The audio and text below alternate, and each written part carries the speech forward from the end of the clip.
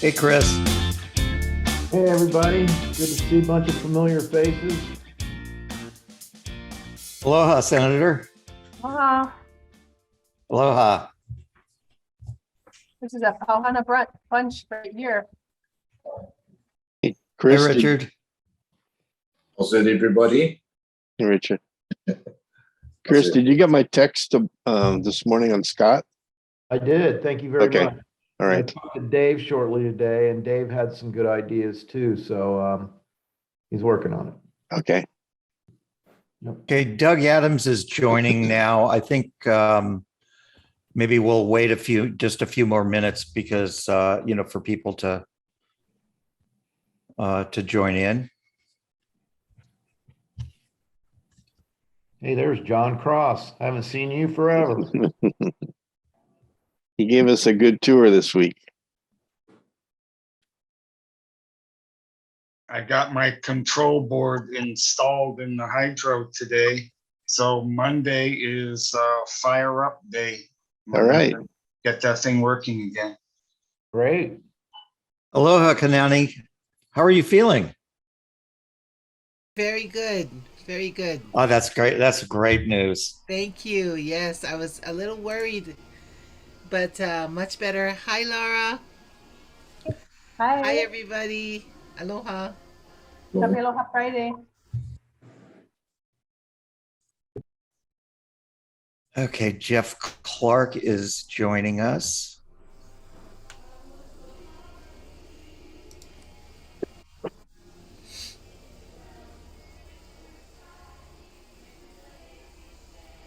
Hi, Ron.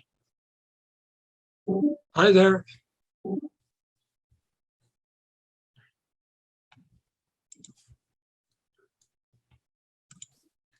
We have Don Bryan joining us now.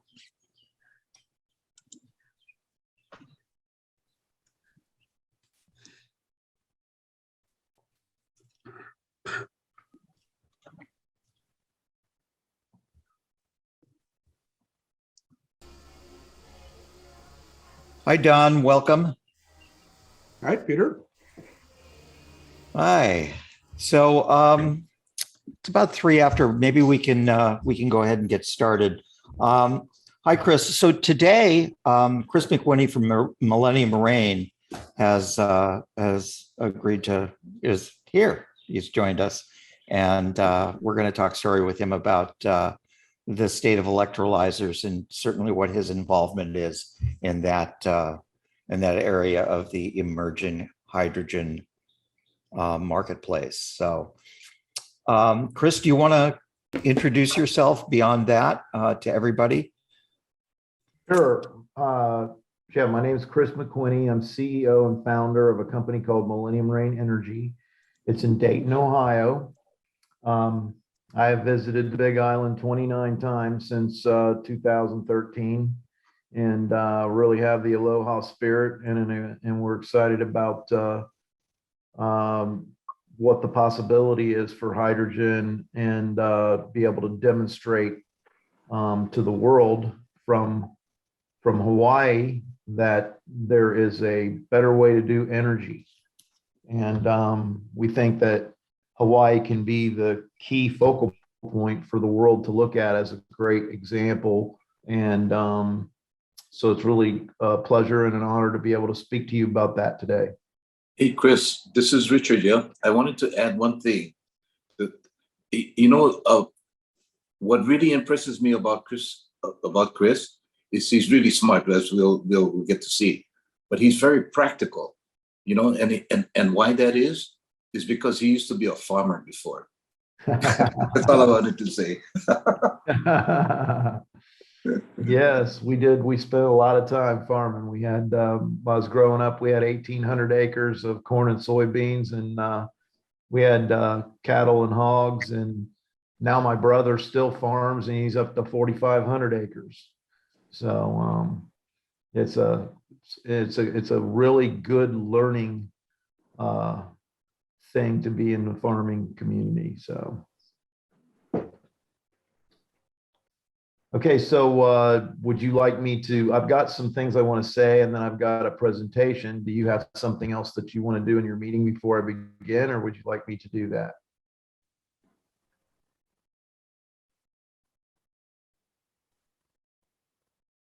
Peter, you're muted.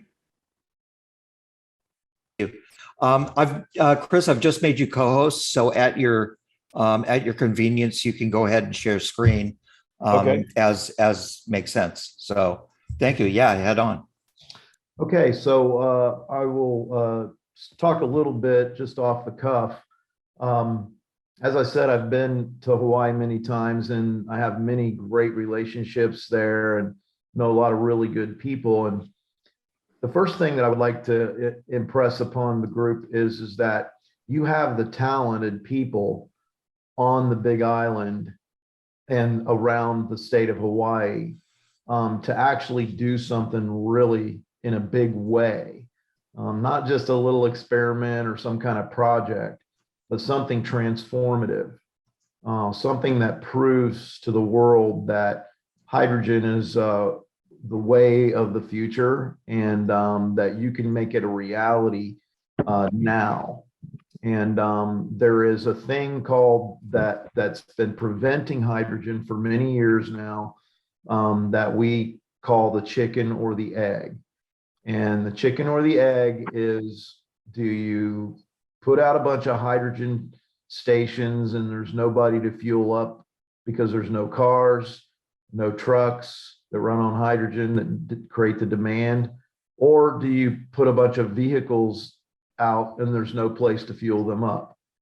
So some things have changed in the last 2 years to 3 years that have made this chicken or the egg challenge that has really plagued the entire industry since the early 80s, to allow it to happen now. And that is two things.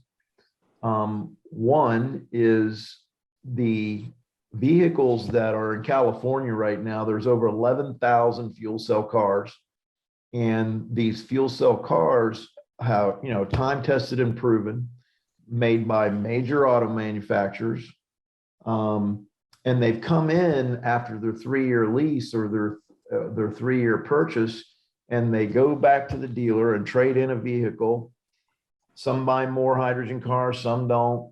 But at any rate, these used cars are sitting there on the lot and they don't get purchased because the new hydrogen fuel cell cars have such really good incentive programs for state and federal tax credits, plus a $15,000 free hydrogen gas card that comes with them, that people are buying the new ones and the old ones are being left behind.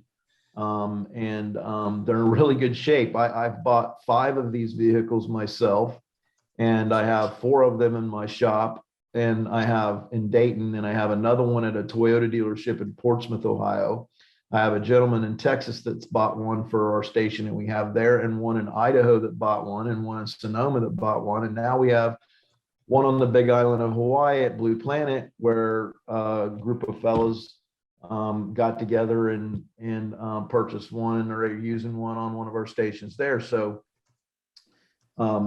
we've tested this theory out, and you can buy these vehicles relatively inexpensive.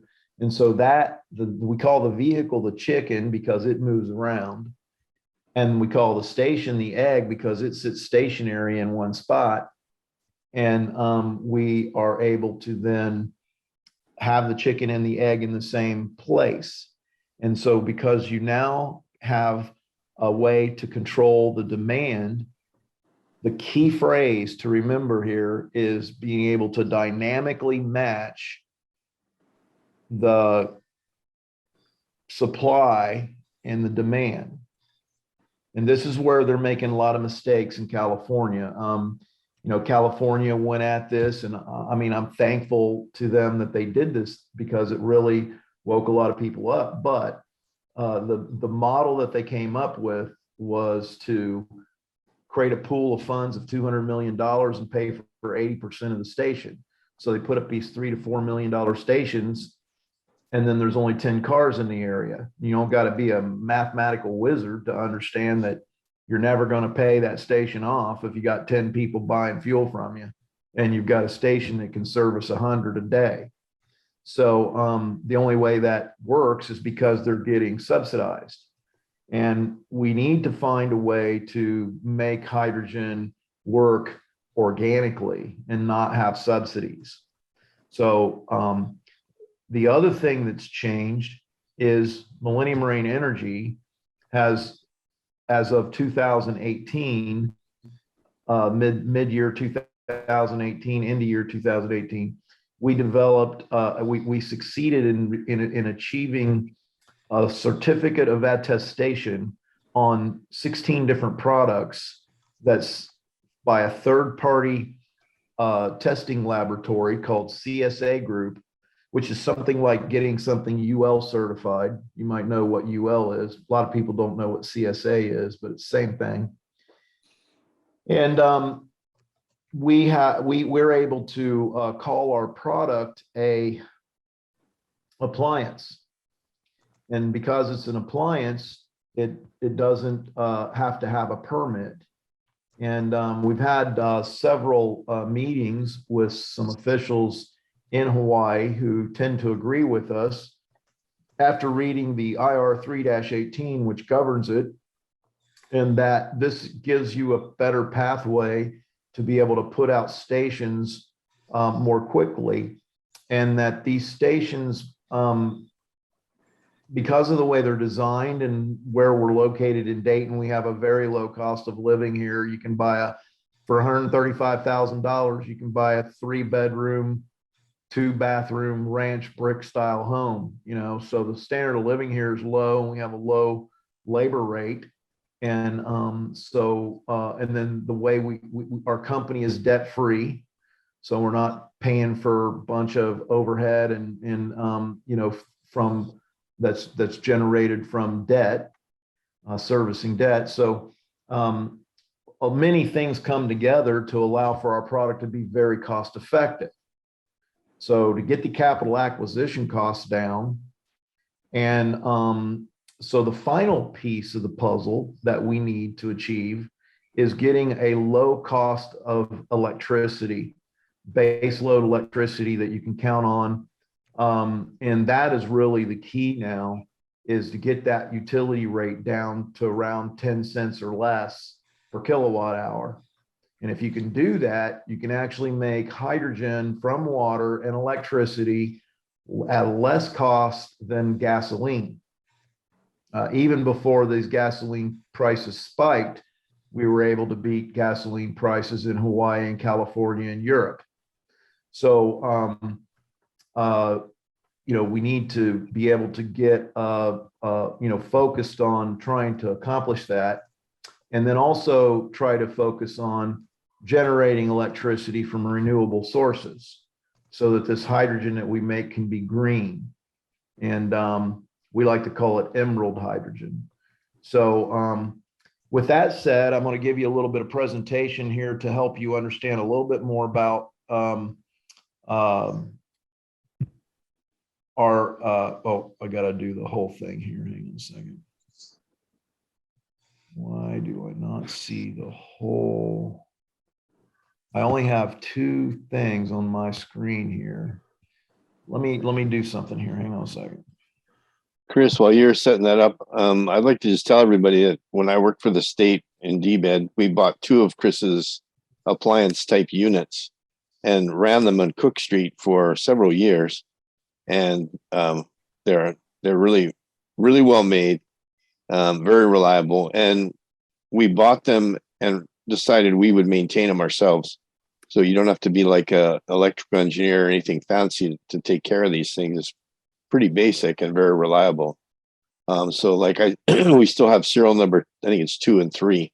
So even though they were virtually almost prototypes, they work really well. So can you all see my screen now? yes. Yeah. Okay. I got to get this thing across the top of it out of the way here because it's blocking something I need to do. I've never seen my screen do this. Oh, there we go. Yeah, you got to go to presentation mode. It's in the lower right. So There can we you go. still see my screen? Can you just Got see it. that it just says Millennium Reign Energy with the sun behind it and the green hills? Yep. Okay. All right. All right. So let's talk about hydrogen for a second. Hydrogen is the first element that powers the sun. And today it's being deployed on Earth by MRE to supply the energy needs of tomorrow. And over 75% of the known universe is made of hydrogen. It's the most abundant energy source. So if you were going to try to identify, hey, what's the number one thing we could go after so we never run out? Hydrogen would be it. It's safer than the fossil fuels we're using today because if it leaks, it goes up in the air at 45 miles an hour. It's lighter than air. It's lighter than helium. And it's only flammable if it has enough oxygen.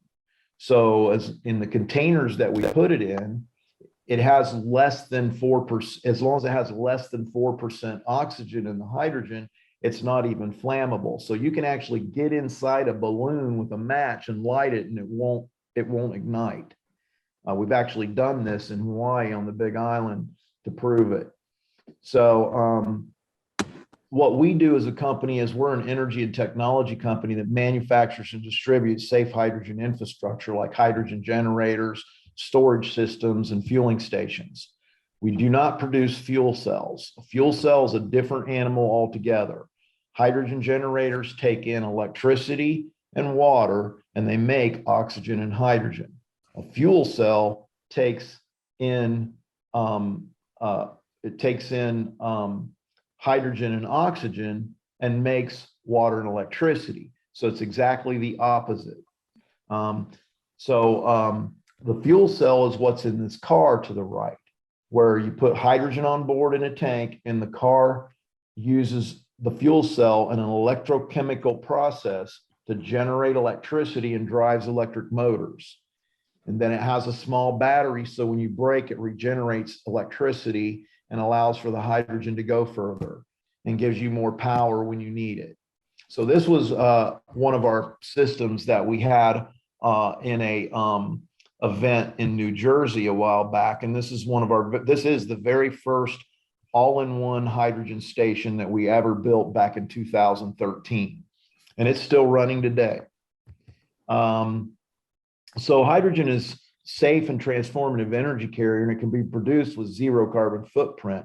And by utilizing wasted or curtailed green energy to make hydrogen from water with our electrolysis process, it can play two significant roles in our mind. First of all, it can decarbonize the energy grid.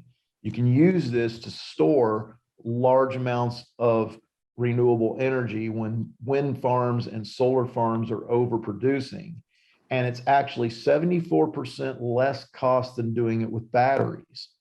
And it's much more ecologically sound to do it with hydrogen than batteries because you don't have a disposal issue like you would with batteries. But most people don't realize that hydrogen is less costly than batteries to store energy. And then decarbonizing transportation. Over 20% of the CO2 emissions are from transportation. So you can do return to base fueling and those kind of things. And then you can put a network of stations out and have individuals own hydrogen vehicles, the used ones that we're talking about. So what we do is we take wind, solar, hydroelectric, and geothermal, put it into our system, and that system makes hydrogen, purifies it, compresses it, stores it, and dispenses it, all in one plug and play system. As a matter of fact, that system you're looking at in the middle of your screen, the United States Navy bought one, and we took it to Washington, D.C., had it in the back of a Penske truck, and an hour later, it was sitting on their property making hydrogen. That's how fast it was to install it. So then the hydrogen then can go into community microgrids, industry, it can be made to get heat, fuel vehicles, household fuel cells, and telecommunication backup systems, and also for airports and other things like that. So by 2050, Goldman Sachs came out with a report in March of this year that said hydrogen will be a $1 trillion per year market. It'll be the fourth largest industry in the world, ahead of the internet. And McKinsey research said there'll be more than 400 million cars, 20 million trucks, 5 million buses, and it'll supply 30 million jobs globally in the overall market of hydrogen and connecting things to it. Now, we had the University of Johns Hopkins do a research study on our company's business plan to how much carbon dioxide we could take out of the atmosphere with our plan. And 17 billion metric tons of CO2 can be taken out. And to give you an idea how much that is, it's the same amount as 170,000 aircraft carriers in mass. And then this was peer reviewed by Yale University's policy and climate organization as well. So the key is scalable hydrogen fueling appliance gives us a better pathway to consumer adoption. And here's that thing I was telling you most important: dynamically matching supply and demand is how to grow a hydrogen infrastructure plan. So consumers can get better than gasoline pricing. So we have a thing called a GGE. That's a gallon of gas equivalent. So when you're driving a fuel cell car, it's using hydrogen is measured in a kilogram, which is a measurement of weight. Gasoline is measured in gallons. Gasoline has around 113,000, 114,000 BTUs per gallon, British thermal units. So that you use that as a measuring stick, then hydrogen, to get the same amount of BTU energy, you got 1 kilogram. So 1 kilogram equals a gallon of gas in energy equivalent. So it's really important that people understand that if I run my hydrogen car down the road, I can go 65 to 70 miles on that 1 kilogram, versus the Department of Transportation for the United States of America says that the average car running on fossil fuel averages 26 miles to the gallon. So it's like a 2.8 times differential. So when somebody says it costs $12 a kilogram for hydrogen, and people say, well, if that's equal with gasoline, then my goodness, that's 3 times more than what we're paying for gasoline. You know, it's going to be a long time till hydrogen becomes good. No, you got to remember, it's going to go 3 times further on that. So you got to divide that by 3, and now you're down to $4.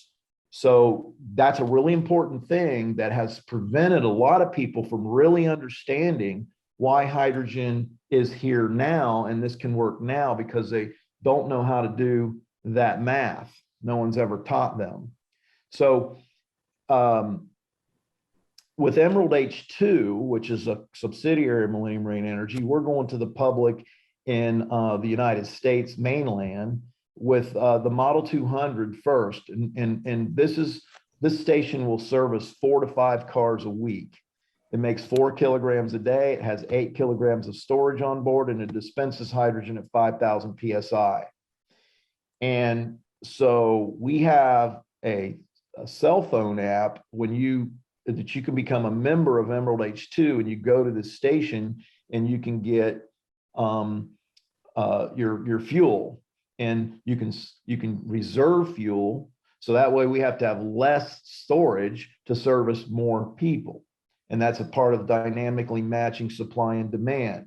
And then when we know there's another person that wants to sign up to access that station, and we know we can't supply that much fuel to that many people, then we're going to move that station to a new location, and we're going to put in the Model 300. So the Model 300 can handle, it makes 12 kilograms a day, and it comes in 2 enclosures, and it can handle more cars. And when it gets overrun, we bring in the next unit, which is called the M470. And this is where we can get prices per GGE. You notice every time we got a bigger station, the GGE price drops. And so in the beginning, you don't make much money on it, but you at least don't have to be government subsidized. So you can work your way up to where you can make a good return on investment and still get the price below gasoline. So it's not only the people that are environmentally conscious that buy into the process, it's also the people who feel it in their pocketbook. So this is an example of what I was talking about here. This is in Denver, Colorado. And at the top of the page here, we show an example of a Model 200 being placed out there. And then we have some cars come in and start fueling, and another car and another car and another car. And then we get word through our web portal that, hey, another person's coming online, and oh, we don't have enough fuel for that one. So we're going to move that station over here and put in a bigger station.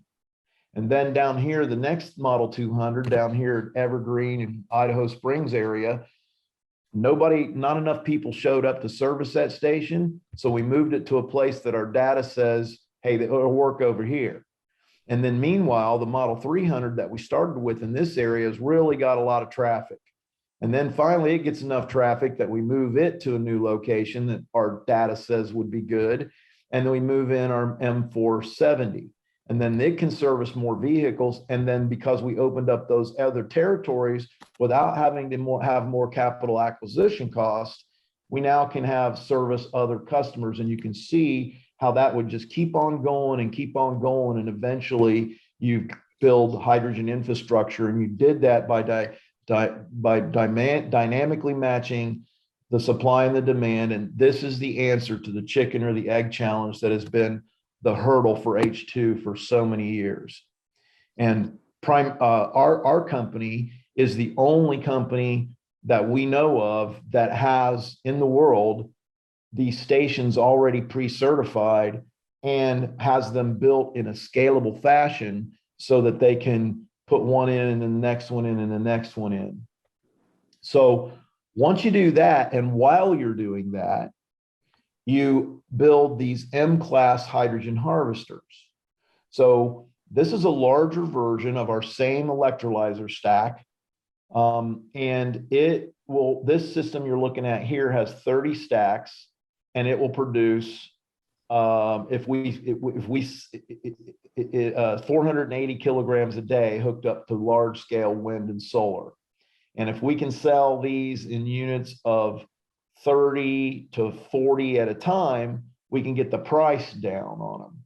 Right now, a complete package system runs around $3 million. And that's your compression, your storage, your purification, your electrolysis, and your dispensing and that kind of thing. But now, not only are you, so you set up all these other station nozzles and you got places for people to fill up. Now you're going to backfill those stations with this massive hydrogen production that you have. And this is all 100% green now at this time because it's coming from wind and solar. And in Hawaii, it should come from geothermal as much as possible. And then there's some places where we can get hydroelectric. So, but while you're doing this for transportation fuel, at this scale, there's one more thing that pops up. And this is where you can now make renewable energy, take the intermittency out of the wind and the sun. So when the wind's not blowing and the sun's not shining, you can get your energy back that you stored in hydrogen and put it back on the grid. And when it's making too much for the grid, so that it doesn't interrupt the grid's frequency, which is really important and why it's one of the main reasons why power companies fight back against renewable energy, because it really messes with the grid frequency regulation. When you got a big solar field and a cloud flies over and all of a sudden the power goes out, but with hydrogen, it becomes a load bank. So when it's producing too much, you're running hydrogen through, and then when it's producing too little, you're putting it back on the grid with a fuel cell so you can stabilize the flow of electricity and electrons onto that grid. So that's why storage is really, really important, and hydrogen can do that at a 74% cost less than batteries. Now, this is according to a Department of Energy study in 2017 that you can look up, and they looked at it, and if you were doing 60 megawatts worth of storage, you'd have to buy that many batteries to get it down to $380 per kilowatt. We can store hydrogen and make hydrogen at $99 a kilowatt hour. So this is a revelation in energy storage methods that the world is actually just now waking up to. And there's so much going on in hydrogen right now, you wouldn't even believe it. So, so this is a condensed pro forma that we put through to help people understand what the profits are on this. So on a Model 200, now this is, you have to look at this and remember, this is our plan on mainland USA, and this is Millennium Reign Energy owning the station. So all the costs that were consumed are just our cost of bill of materials and our labor to build these things. And then we're putting the stations out with equity that I sold in my company to raise the capital to put stations across the United States. So in this case, we can make a 10.3% return on investment on the hydrogen. And then in the Model 300, it goes up. But if you notice, this is very interesting. Our profit per kilogram over here was $5.47. Over here, I'm making $1 less per kilogram, but I made more on a rate of return. So that's a really important thing that follows all the way through. Here's the M470, and now I'm only making $3.61, but my profit goes up to 21%. And then over here, when you go to utility scale wind, your cost per kilowatt hour for the electricity on wind in mainland USA is 2 cents a kilowatt hour or less.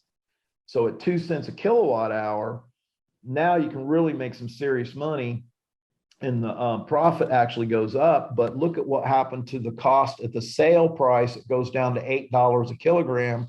So the GGE is clear down to $2.86 a gallon of gas equivalent. This is revolutionary. And we have a major energy crisis coming our way. And we've got to get prepared for this. And you can't generate enough electricity to keep up with battery electric vehicles. Those things have to be sitting plugged in to get what they get. So that means they can only get it off the grid. And so when you're making hydrogen from renewable energy, that hydrogen generator sitting there plugged in can get that electricity anytime it's available. And then later you transfer it into the vehicle. So you still got renewable energy, green energy driving the vehicle. But this is a big advantage to hydrogen versus batteries. And we need both. Okay. I'm not saying one's worse than the other. I'm just trying to demonstrate that there is something that's even better. So this is where this works. And so here's an ROI, and it's really interesting. I mean, to be able to say that the gallon of gas equivalent here in the green goes down as it gets cheaper and cheaper and cheaper, and your rate of return goes up. So you're dropping your prices, but you're making more money. Now, I don't know of any other industry in the world that happens. And it does in this industry. So it's an incredible win-win-win for everybody. So this is our plan in the mainland United States to build 27 stations coast to coast from Los Angeles, California to New York City. And this will be a historical event. So when we go to market, we want to make a statement that wakes the world up. And this is what we want to do in Hawaii as well. And so the green dots on this map are places that we've already put out stations. And this was before we had the idea of the Transcontinental Highway. So these are kind of hit and miss. They didn't have anything to do with the Transcontinental Hydrogen Highway. They're just places we have out there already. So this is something I think is going to make a big impact globally. So our plan is to build 500 fueling stations over the next 5 years with our big box store and car dealer strategy off of those first 27 stations, and then 5,000 more in the following 5 years. So over 10 years now, we're up to 5,527, and then 30,000 totally over 20 years for an 18% market share. And while we're doing that, we're going to be building the megawatt scale hydrogen systems that will provide the hydrogen at gasoline prices while storing renewable electrons for the grid. And so we've developed partnerships with Walmart, Honda, and Plug Power, and then Millennium Reign Energy, who supplies the hydrogen infrastructure. So in just this plan here alone, it's huge. You can see the size of volume. So if you take this as an example and you say, what kind of industry could we produce for the people of the Hawaiian Islands and the state of Hawaii, you could create the jobs that you need and the high paying jobs that you need and the important jobs that you need to allow for the people to stay there, create an education system that teaches them this new energy system, and allow for them to have a great standard of living while making an impact environmentally and doing something great for the state. So there's a lot of economic benefit to this. So we have a growing and robust IP portfolio. We have 10 patents, 3 trademarks, and 2 certificates of attestation. This is what that certificate of attestation looks like. And again, it says it's an appliance right here on it where my arrow is. You can see it says scalable hydrogen fueling appliance certified to US standards. And we're allowed to put this CSA mark right here on every product that we put out. And you wouldn't believe it. I mean, these guys come in here, surprise audits once a quarter, and make sure that we're putting everything on there and doing it exactly the same way that they certified it. So this puts a real, guarantee on the fact that these things are done right consistently, or we can lose our certification. So our important competitive advantages is with Emerald H2, we have a web-based membership portal that provides logistical information with our special algorithm for identifying strategic infrastructure placements on the Transcontinental Hydrogen Highway, or TH2. We're the first and only company to have the CSA Group Certificate of Attestation for Codes and Standards. And by the way, there are only 4 Codes and Standards committees. There's CSA, which is Canadian Standards Association. There's the Society of Automotive Engineers. There's the International Codes and Standards, ISO. So there's SAE and ISO. And then there is the National Fire Protection Agency, NFPA 2. And I am a voting member on every single one of those codes. I'm the only executive officer in the world on all 4 of those codes. And so I know what's been going on in this industry from a regulatory standpoint since 2014. And so that's given us that's one of the reasons, one of the ways we figured out how to make this appliance thing work. But the reason I got on there was because I didn't want a bunch of people getting on there and being too conservative and making things cost so much, and they put so many regulations in place that it made it impossible to ever make this thing make a profit. Before I was in this business, I was a financial advisor, and I had over $28 million of assets under management. And because I was a financial advisor, I looked at everything from a return on investment first. And if it doesn't work, if it doesn't make financial sense, it doesn't make sense. So we patented our electrolyzer stack, and it's very efficient. This has been third-party tested at 48 kilowatt hours per kilogram. That's 63% low heat value efficiency, which is on par with everybody in the world that's any good. And then we have a patented separation membrane that separates the hydrogen and oxygen, and it's really inexpensive and it's more durable. And then we have an injection molded design that allows us to mass produce these things and get the cost way down. So this is our management team. some really, really good people working with us. And some of them have been, like Bob Viney here was the first, he built Procter and Gamble's first $1 billion product called Tide. And Tony Fuller, he was 30 years executive with Walmart. He ran their stable of attorneys, over 200 attorneys, and he put the fueling stations at all the Sam's Clubs, and he built their distribution centers. He ran the real estate division, and he ran their energy division.